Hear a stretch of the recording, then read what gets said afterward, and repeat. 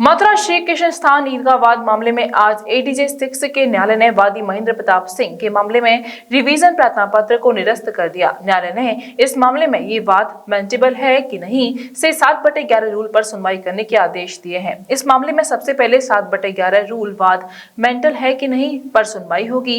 वादी महेंद्र प्रताप सिंह द्वारा इस मामले में रिवीजन दाखिल का कोर्ट से सर्वे कराए जाने की मांग की गई थी, जिसे न्यायालय ने खारिज कर दिया है। न्यायालय ने आदेश दिया है कि सबसे पहले 7/11 रूल वाद मेंटेबल है कि नहीं इस पर सुनवाई होगी। साथ ही पत्रावली को सिविल जज सीनियर डिवीजन के न्यायालय में वापस भेज दिया गया है।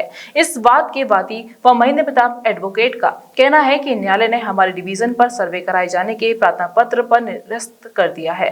उन्होंने कहा कि इस मामले में अब ये पत्रावली का अध्ययन करने के बाद लोअर कोर्ट में जाएंगे अथवा हाई कोर्ट जाएंगे। सबसे पहले तो मैं स्थिति बिल्कुल क्लियर कर दूं कि केस रिजेक्ट नहीं हुआ है, केस लोअर कोर्ट में चलेगा। हमने जो रिवीजन दाखिल किया था, रिवीजन हमारा ये कहना था कि कोर्ट कमीशन वहाँ भेजा जाए। इसी को लेकर के लोअर कोर्ट के अगेंस्ट में हम एडीजे कोर्ट में गए थे और वहाँ हमने सभी विषयों को रखा, सभी पक्षों को रखा। वहाँ बहस हुई प्रॉपर तरीके से और हाई कोर्ट और सुप्रीम कोर्ट की रूलिंग भी दाखिल की। लेकिन वहाँ माननीय न्यायालय के द्वारा जैसा न्यायालय को उचित लगा, उन्होंने हमारे रिवीजन को निरस्त किया है। रिवीजन को निरस्त किया है, केस को निरस्त नहीं किया है। केस वहाँ चलेगा, रिवीजन निरस्त हो गया है और वहाँ पर 7 रूल 11 की सुनवाई लोअर कोर्ट में होगी, जिसमें कि हम अपना पक्ष रखेंगे। और अभी इसमें एक विकल्प हाई कोर्ट का भी खुला है कि अभी हम माननीय न्यायालय के आदेश का अध्ययन करेंगे और हमको अगर उपयुक्त लगा तो हम हाई कोर्ट भी जाएंगे, और अगर ऐसा लगा कि लोअर कोर्ट में सुनवाई की आवश्यकता तो लोअर कोर्ट में देखेंगे। अभी इसमें विकल्प दोनों खुले हैं, अभी हम अध्ययन कर रहे हैं उसका निर्णय का। और ऐसा कुछ भी नहीं हुआ है जिस तरह से, क्योंकि रिवीजन सिर्फ हम लोग चाहते थे कि कोर्ट कमीशन जाना चाहिए। अभी उस आदेश को माननीय न्यायालय के द्वारा निरस्त किया गया है और ये अभी माननीय न्यायालय के द्वारा लोअर कोर्ट को पत्रावली भेजी जा रही है और इसमें विशेष रूप से 7 रूल 11 की सुनवाई होगी। तो कोई बात नहीं, यहाँ 7 रूल 11 पर बहस करेंगे माननीय न्यायालय के सामने। प्रकरण क्या है भाई, ये बात करेंगे। देखिए, प्रकरण ये है कि ये 13.37 एकड़ जमीन श्री कृष्ण जन्मभूमि ट्रस्ट की है। जो असली गर्भगृह बना है वहाँ पर मस्जिद है, तो हम जो मस्जिद है वो भगवान कृष्ण का असली गर्भगृह है और उसकी दीवारों पर हिंदी प्रतीक बने हैं। तो हम चाहते हैं कि उन हिंदी प्रतीकों की वीडियोग्राफी हो, फोटोग्राफी हो, जैसे बनारस में हुआ था, और वो सभी तथ्य रिकॉर्ड पाने चाहिए। इसी को लेकर के हम रिवीजन में गए थे और रिवीजन में हम चाहते हैं कि वो सब रिकॉर्ड आ जाएंगे, कोर्ट कमीशन वहाँ जाएगा तो उससे केस की दिशा बिल्कुल क्लियर हो जाएगी। लेकिन माननीय न्यायालय के द्वारा आज लोअर कोर्ट के लिए डायरेक्शन कर दिया गया है 7 रूल 11 सुनने के लिए, तो 7 रूल पर बहस करेंगे और जो भी निर्णय आगे होगा हाई कोर्ट जाते हैं या अन्य कोई बात होती है आपको बता दी जाएगी। आज माननीय एडीजे 6 जी के द्वारा एक फैसला दिया गया और वादी पक्ष का रिवीजन खारिज कर दिया गया। बहुत ही सराहनीय फैसला है, ऐतिहासिक फैसला है, क्योंकि हमारे द्वारा सिविल जज सीनियर डिवीजन में ये मांग की गई थी कि पहले 7 रूल 11 CPC के तहत इस पर बहस होनी चाहिए। पहले ये तय होना चाहिए कि ये मुकदमे चलने योग्य है या नहीं। मेंटेनेबिलिटी पर हम बहस करना चाहते थे और वादी पक्ष लगातार इनको 2.5 साल से टालते चले आ रहे हैं और उनके ऊपर 250 रुपये हर्जाना भी हुआ था, जुर्माना भी हुआ था।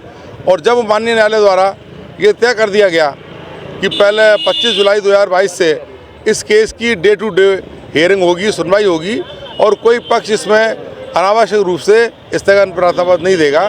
25 जुलाई को ही वादी पक्ष ने इसमें प्रार्थना पत्र दिए और मई 2022 में वादी पक्ष के द्वारा लगभग कम से कम 10 प्रार्थना पत्र दिए गए और उनके द्वारा सर्वे की मांग की गई कि साहब, और झूठे आरोप लगाकर, अनलगर रूप आरोप लगाकर ये प्रार्थना पत्र देते हैं कि साहब तोड़फोड़ हो रही है, बस चिन्ह मिटाए जा रहे हैं, जबकि सच्चाई में ऐसा कुछ है नहीं।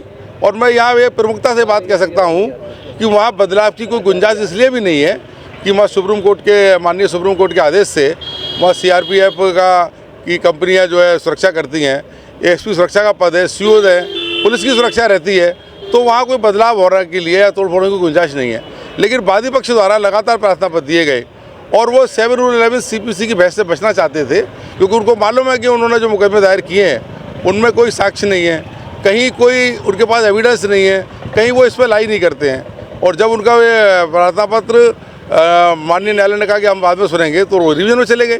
तो विधि की बड़ी सुव्यवस्था है, इसमें बड़ी साफ व्यवस्था है कि अगर वो कोई आदेश, अंतिम आदेश तो था नहीं, माननीय न्यायालय ने उनका प्रार्थना पत्र सुनवाई के लिए रखा था, उसके बाद ही वो रिवीजन में गए और माननीय रिवीजन कोर्ट ने एडीजे 6 साहब ने तमाम लंबे रूप से इसमें बहस सुनने के पश्चात और हमारी रूलिंगों को देखने के पश्चात आज ये बहुत ही अच्छा फैसला दिया है और उन्होंने उस रिवीजन को खारिज कर दिया है और वे सुनवाई के लिए पुनः उन्होंने सिविल जज सीनियर डिवीज़न मथुरा में भेज दिया है और उस पर 7 रूल 11 CPC पर ही जैसा हम लोग मांग कर रहे थे उस पर ही इस पर बहस होगी। तो ये बहुत ही अच्छा और विधि सम्मत फैसला है, एक ऐतिहासिक फैसला है। सर कोई डेट मिली है अब आगे कब से सुनवाई? अभी लोअर कोर्ट में फाइल जाएगी सिविल सीनियर डिवीज़न मथुरा में, जो तारीख वो निश्चित करेंगे उस तारीख को पर इसमें सुनवाई होगी।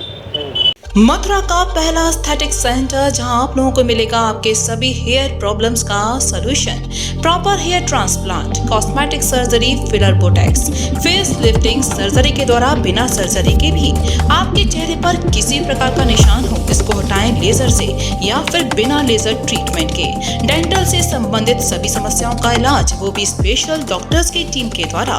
Doctor Ashish, doctor Amit Agarwal, plastic surgeon doctor Nitesh डरमेट, doctor Priyanka, doctor Pooja, MN Dentomax, restore your natural beauty, near Pradeep medical, Mohali road, Mathura.